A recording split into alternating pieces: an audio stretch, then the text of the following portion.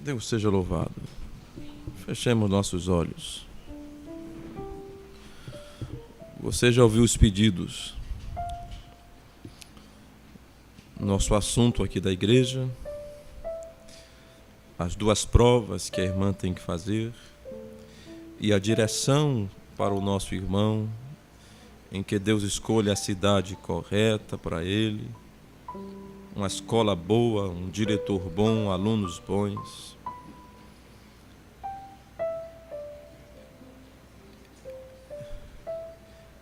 Que Deus dê direção. E Deus é um bom Deus. Ele só dá o melhor para nós. Você já ouviu? Faça a sua oração. Senhor Deus, Tu és tão bom, Senhor. O Senhor não decepciona. O Senhor é maravilhoso. Nos dá sempre muito mais do que nós temos pedido, Senhor. Temos estas necessidades apresentadas agora, Senhor. A necessidade da nossa administração aqui deste lugar, Senhor. Que possamos ter um lugar que possamos pagar, ó Deus, sem carestia, sem apertos. E nós oramos que o Senhor abençoe, Senhor. Que nos dê um lugar bom e barato, que possamos pagar, ó Senhor. Ou então, Senhor, mude nossa condição financeira, de maneira que possamos pagar o local, Senhor. Tu és o dono do ouro e da prata, tudo é teu, Senhor. Por isso, Senhor Deus, pedimos ao Senhor, quem pode resolver nosso assunto, que faça algo por nós, Senhor. Faz algo por nós, ó Pai. Nossa irmã também, Senhor, está para fazer essas duas provas. Pedimos, como tem sido bom, Senhor, com o irmão Álvaro, da mesma forma, guie nossa irmã, que ela faça uma boa prova, Senhor, que ela tenha paz, tranquilidade, Senhor, para fazer a prova ali, Senhor. Como está escrito, Senhor, não é do valente a vitória, nem dos mais ligeiros, Senhor, a carreira, mas a bênção, a prosperidade vem do Senhor. Tu sabes as nossas razões em irmos adiante, o que temos no nosso coração, Senhor, o que queremos fazer. Abençoe nossa irmã, Senhor, e que ela prospere, ó Senhor, nesta prova, nesse curso que ela está fazendo, Senhor. Dá êxito à nossa irmã, em Teu nome, Senhor Jesus Cristo. Guia também nosso irmão Álvaro, Senhor Deus, como até aqui tens feito e abençoado. Abre as portas, Senhor, da cidade onde Tu queres que ele esteja, da escola, com um bom diretor, uma boa escola, Senhor. Cuida do nosso irmão, Senhor, é o que nós te pedimos. Guia ele, ó Senhor Deus, aonde o Senhor deseja que ele vá. Nós somos ovelhas Tuas. O Senhor é quem nos guia, que nos guarda. Não queremos nada que o Senhor não queira nos dar, Senhor. Apenas o que vem das Tuas mãos é o que nós desejamos. Abençoa nosso irmão, que a bênção venha a ele. Também peço por cada irmão, Senhor, em especial, Senhor. Talvez eles não tenham que fazer uma prova, ou talvez não estejam, como esta igreja, passando dificuldades com suas finanças, mas talvez haja outra coisa em seus corações que eles desejam agora. E eu oro ao Senhor Deus, que conceda, Senhor, a cada um a necessidade particular de cada. Tu sabes, Senhor. Visita cada coração e ajude cada um nesta noite. Nos concede aquilo que nós temos necessidade. Te aguardamos, Senhor. Tu és nosso provedor, Jeová Jireh. pedimos que ajude-nos a cada um nesta hora. Em teu nome, Senhor Jesus, nós te oramos. Amém. Aleluia. Podem sentar.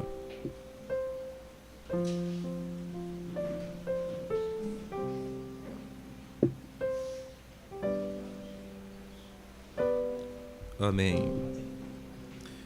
Nós ainda iremos orar, mas eu gostaria de falar com os irmãos também. Obrigado, irmão. Falar um pouco ainda com os irmãos. Quero que os irmãos orem para que Deus confirme a viagem. Vocês lembram? Eu falei, haverá uma reunião em Brasília daqueles irmãos que vivem ali. E eu queria dar essa satisfação aos irmãos, que nós temos irmãos em todo o Brasil e ao redor do mundo. Nós temos muitos convites. Eu ainda não fui porque não tive condição de ir, e tanto para aqui, para o Brasil, quanto para fora do Brasil.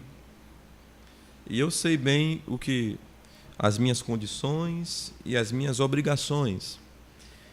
E eu tenho, primeiramente, obrigação com esta igreja.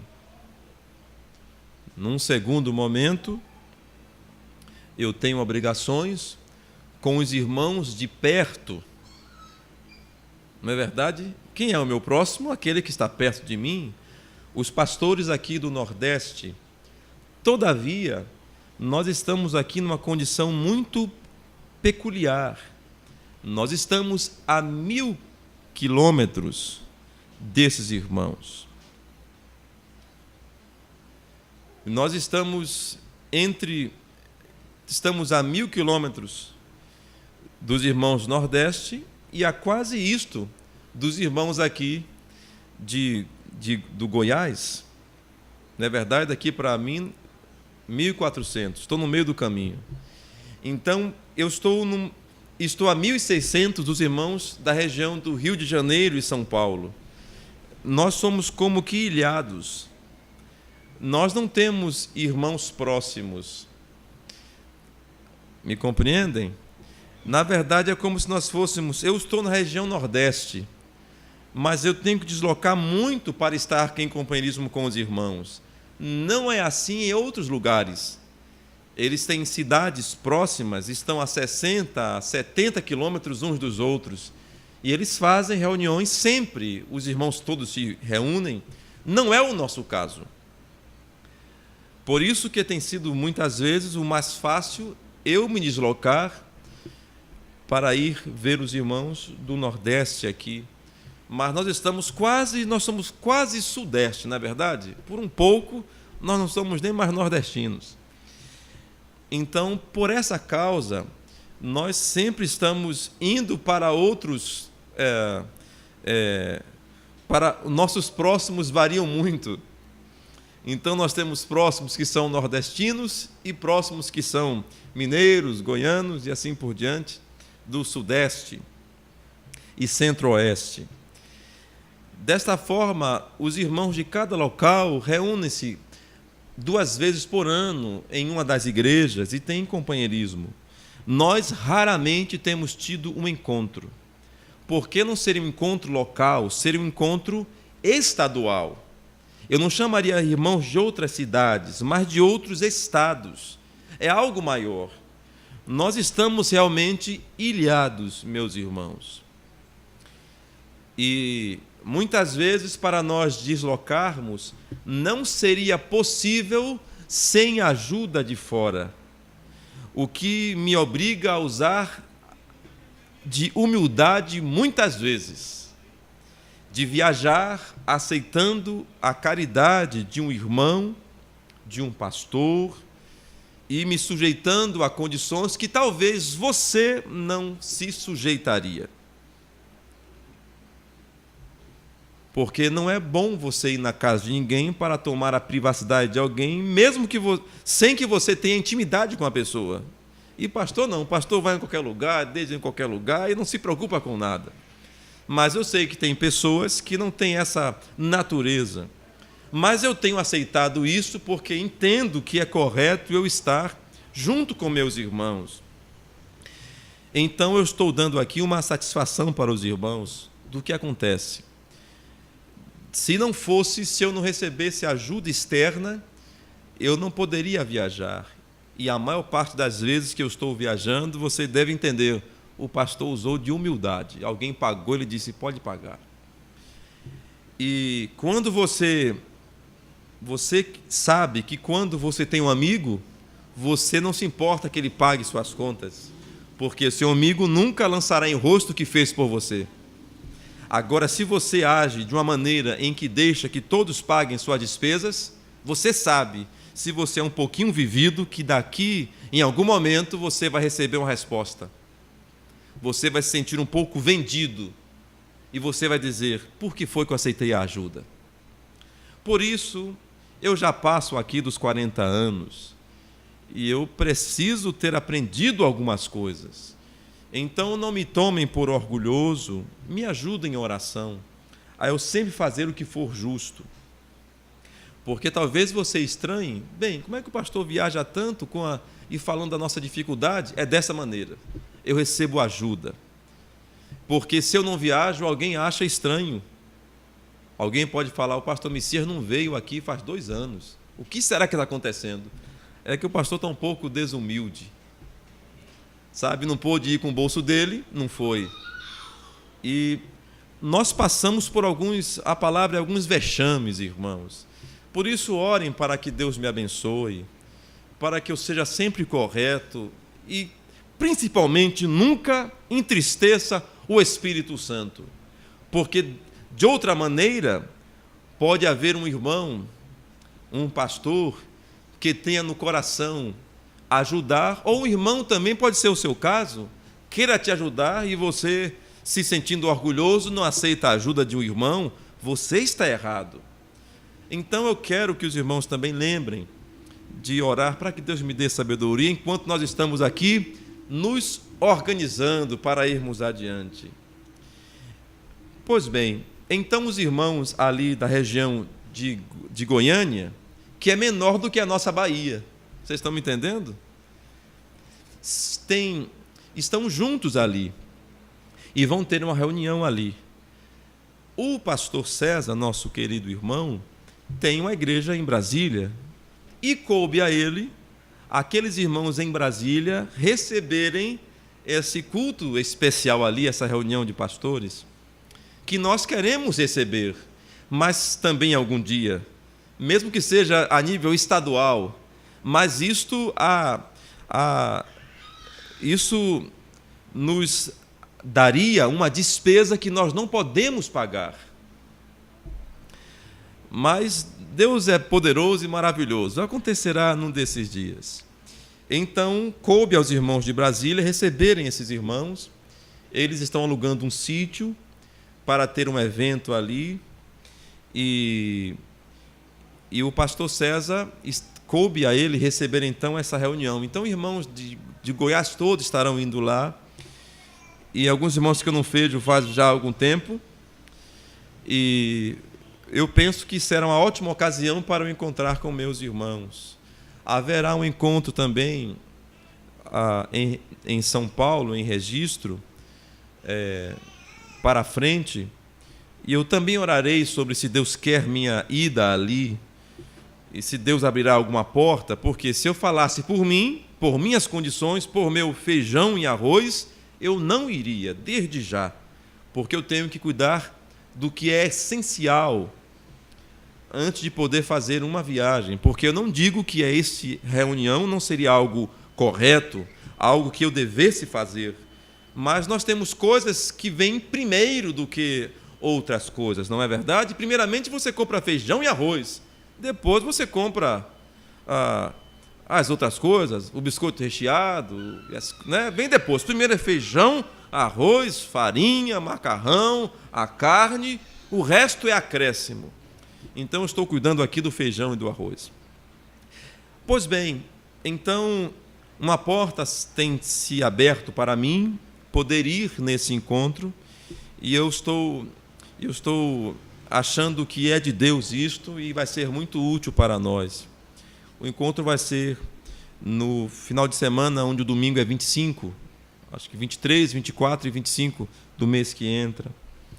E eu pretendo ir, se Deus confirmar. Estou orando para ir, como tenho orado por esses outros encontros, para ir se Deus me viu ali. E quero que os irmãos orem para Deus confirmar. Amém? Nós vivemos num tempo de muita dificuldade.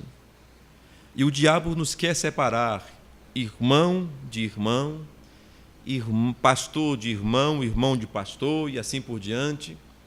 Ele quer acabar com as igrejas, ele quer dividir um pastor de outro pastor, inimizades. E eu sinto as mesmas pressões. A luta é a mesma, meus irmãos.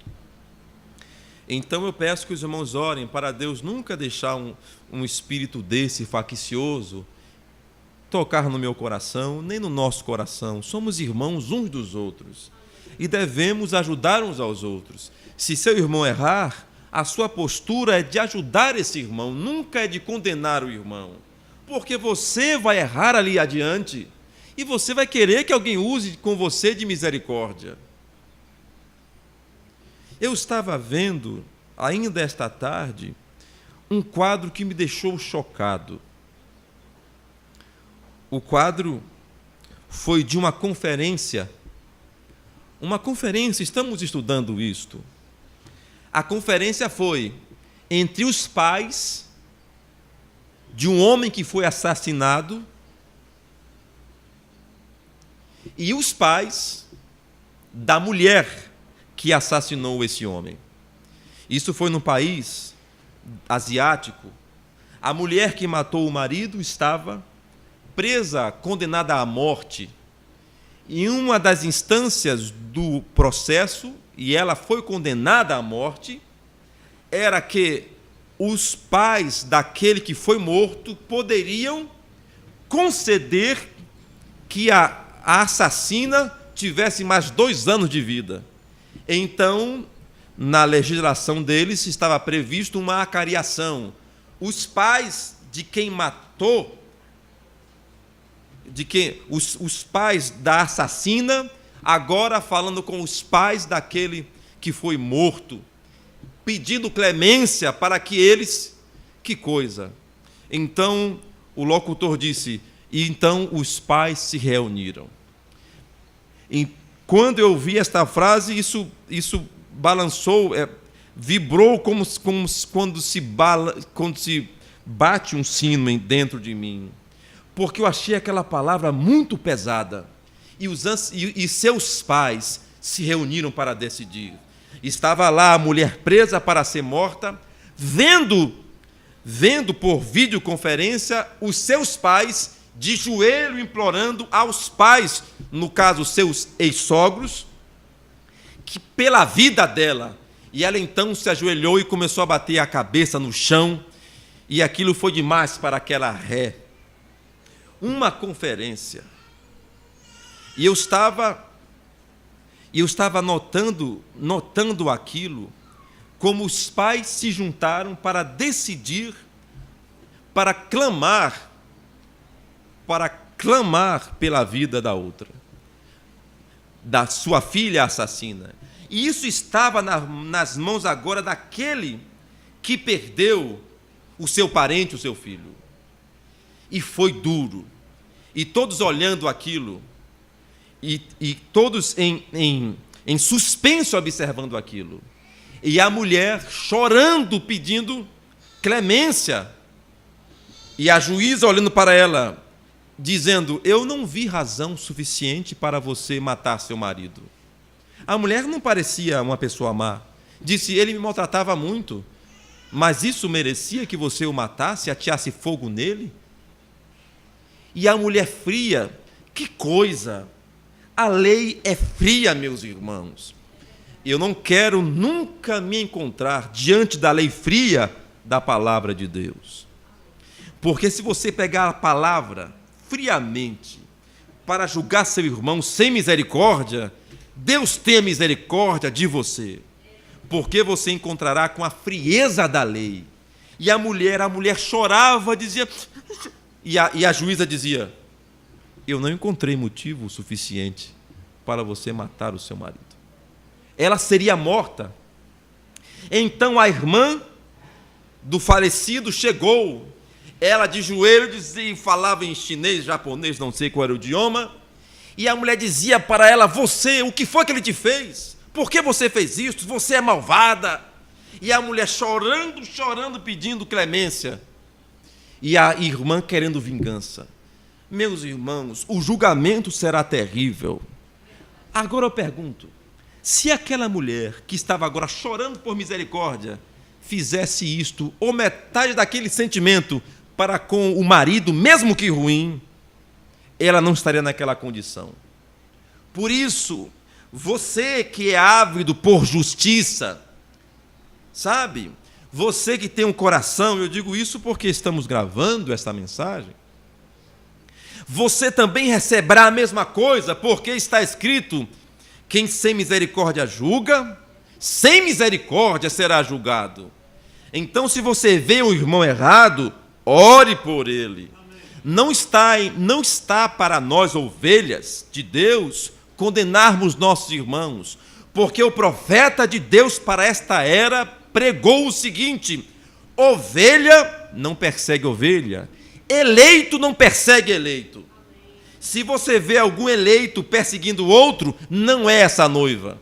É por isso que, se vem alguém aqui colocar cartazes contra nós aqui, em nossa porta, desrespeitando este lugar e nosso ministério, ele nos está perseguindo.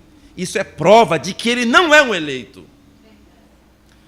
Recebemos uma visita aqui e colocaram cartazes aqui de uma dissidência do que se dizem da mensagem, que não é mensagem. Eles têm um novo profeta, um profeta africano. E sabe qual é o argumento? O argumento comunista. Deus não pode ter um profeta agora africano, não? Um profeta negro, não? Só tem profeta branco? Pois é. Então eles arrumaram um profeta negro para resolver uma questão da cota de profetas também, não é? E aqui vai minha crítica a isto mesmo. Colaram cartazes aqui. Isso é uma atitude de um cristão? O profeta fez isso alguma vez? Pois bem, se eu te persigo, eu não sou um eleito de Deus. Se você me persegue, você não é. Eleito não persegue eleito. Agora vou lhe contar uma coisa: eleito peca. O irmão Brana pregou numa certa cidade e uma alma só creu na mensagem. E essa alma que creu era uma mulher que havia sido casada umas 4 vezes. E você sabe, está escrito: quem casa com uma repudiada comete adultério.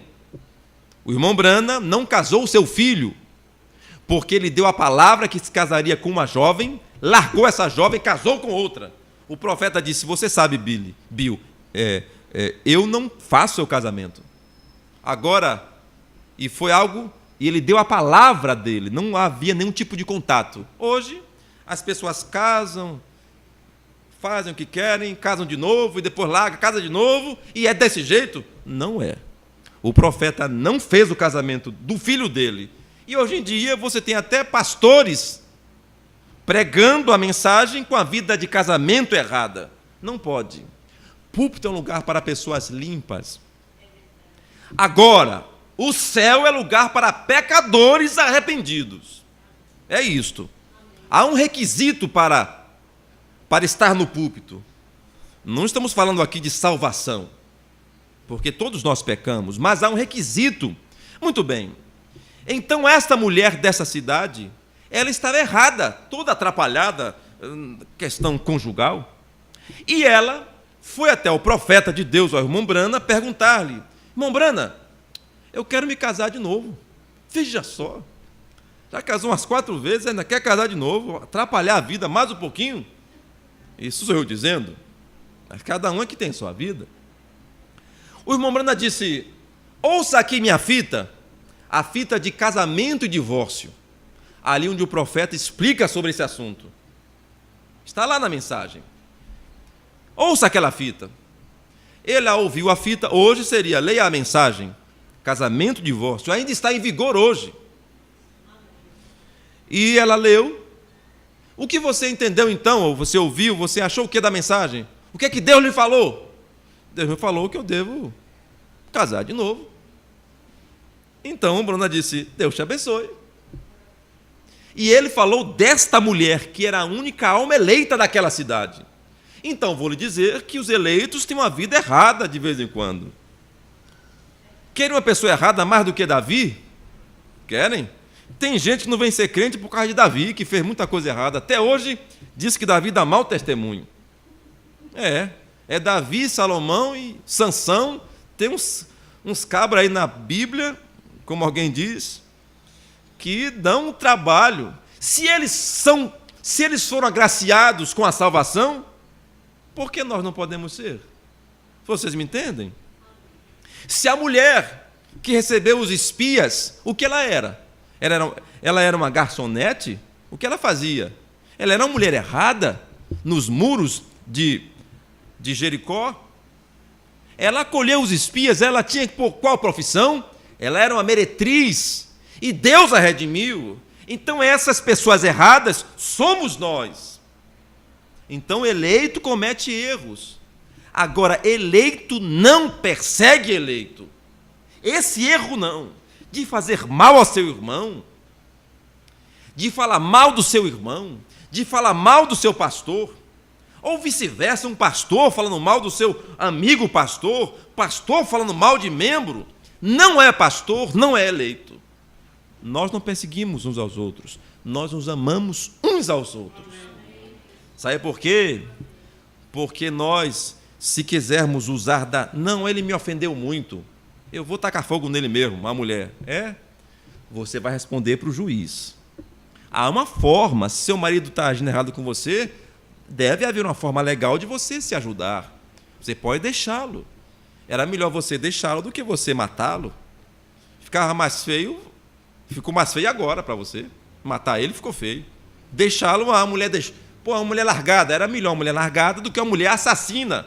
Ficou bonito agora? E ela chorando. Por que não pensou? Que conversas foi que ela ouviu? Que novela foi que ela assistiu? Para ter essa ideia infame de matar o marido que fazia mal a ela. Se ela tivesse lido a Bíblia e sendo influenciada pela pregação do Evangelho, ela nunca mataria seu marido. Sabe o que é que você faz? Você faz aquilo que você ouve. O que você anda ouvindo é o que você vai andar falando, e daqui a pouco é o que você vai andar fazendo. Por isso, meditemos na palavra de Deus, falemos a palavra de Deus e vamos agir de acordo com a palavra de Deus. Amém? Aleluia. Que coisa. Que cena terrível. A mulher ajoelhada por sua vida e a mulher, a irmã do defunto, dizendo, você é má. Misericórdia. A não ser que nossos pecados estejam escondidos em Cristo, disse o irmão Brana na mensagem O Sinal, nossos pecados nos encontrarão. Já pensou? Todos os seus pecados, desde a sua infância, vão chegar até você, se você não tiver o sinal, que não é outra coisa senão o Espírito Santo. Os seus pecados te encontrarão. Por isso, é bom agirmos corretamente. Amém? Vamos ficar de pé, eu vou ler esse texto, nosso tempo já vai indo. Está em Ezequiel capítulo 2.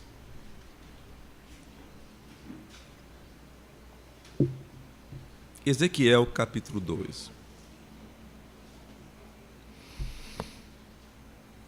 Os primeiros 5 versículos.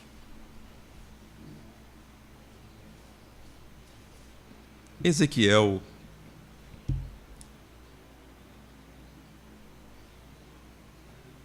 capítulo 2,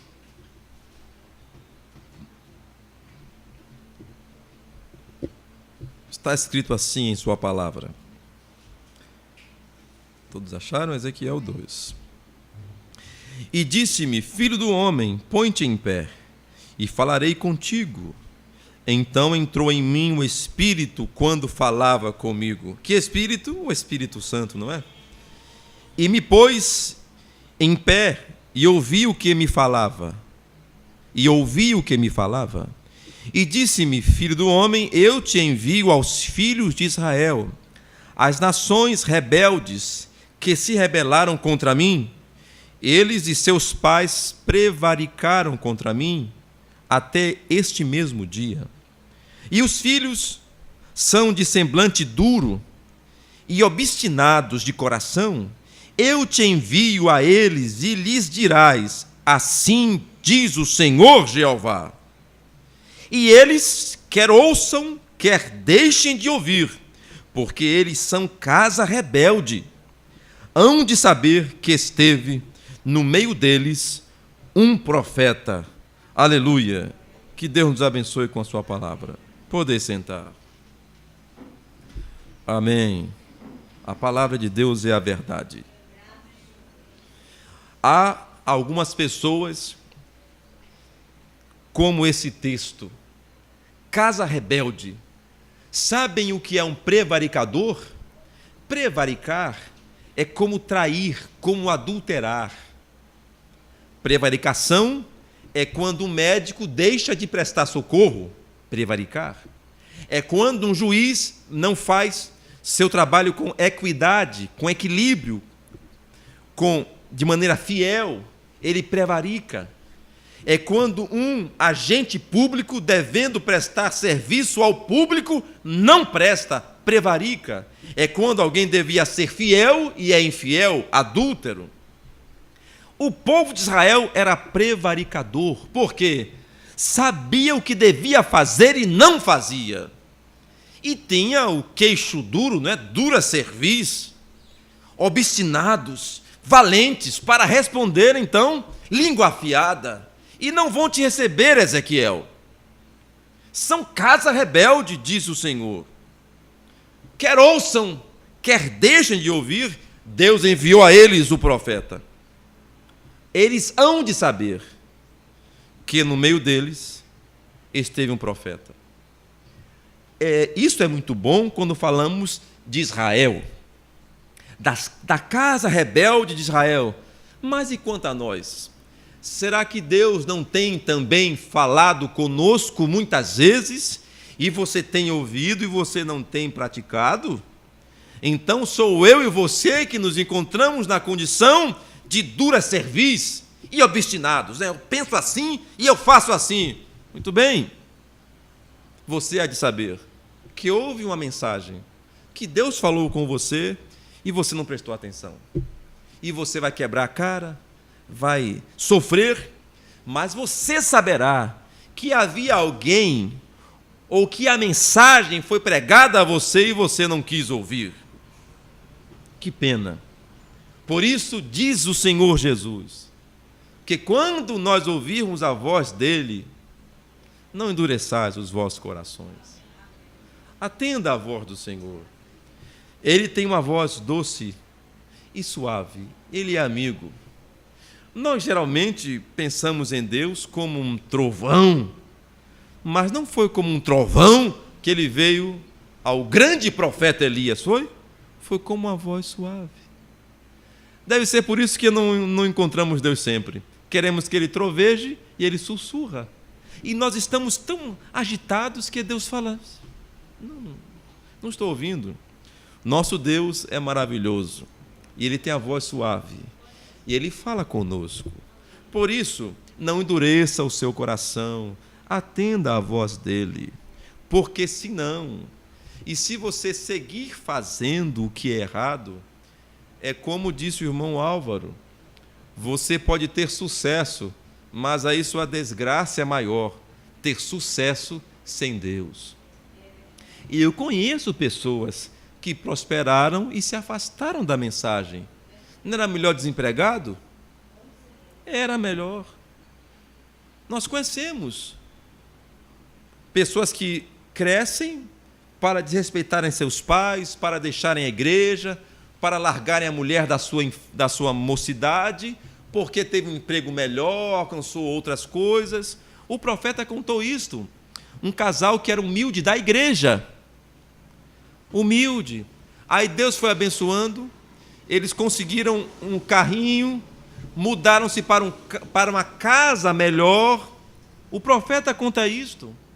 E eles melhoraram o padrão, compraram aquelas roupas de marca e começaram a comprar aquelas bolsas que tem nome. Eu não sabia disso, que tem bolsa, irmão José, que tem nome. E cada nome nas bolsas é um preço desse tamanho. Eu descobri outro dia, alguém disse, essa bolsa é uma bolsa não sei o que, isso aqui. Eu não sabia o que era. Agora eu vejo que tem uma loja com o nome dessa bolsa. Então essa irmã começou a vestir roupas de marca, começou a se vestir melhor, então um perfume melhor, uma dica melhor de como se vestir, estilista, daqui a pouco mundanizou. No emprego, arrumou um emprego e encontrou um homem mais interessante do que o seu marido. E a irmã largou o marido. E o profeta contou essa história. Por isso, meus irmãos, nós não queremos prosperidade sem que Deus venha conosco, não. E eu pergunto, será que essa irmã não ouviu a voz de Deus nas pregações do profeta de Deus? Você acha que se você respeitaria ao profeta se ele estivesse pregando aqui? Você faria o que você quer fazer, porque ninguém manda em você.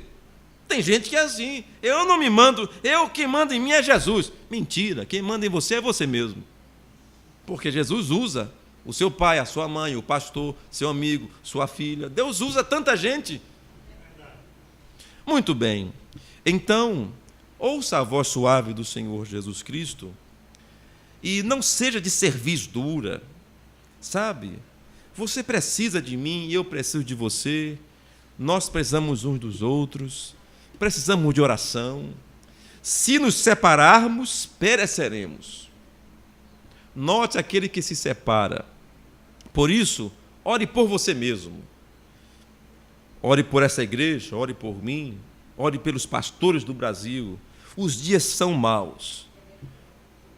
São maus. E você deve julgar muito bem para não tomar uma atitude errada. E Deus te abençoará, te ajudará a tomar a decisão. Mas não endureça o seu coração. Não seja casa rebelde. Porque senão você descobrirá que não fez o que Deus queria. E aí você estará chorando como aquela mulher. Talvez não por ter matado um homem, mas por ter estragado a sua própria vida. E não haverá misericórdia, porque você fez um mal. Que Deus nos ajude a todos nós. Fiquemos de pé. Vamos orar então.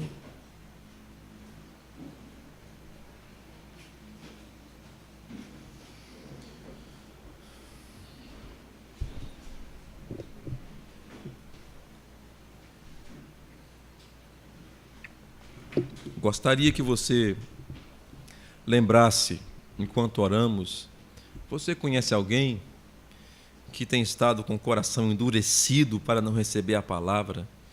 E você tem convicção, e você sabe que, neste caso, você tem sido como o profeta Ezequiel, tentado ajudar alguém com o coração duro.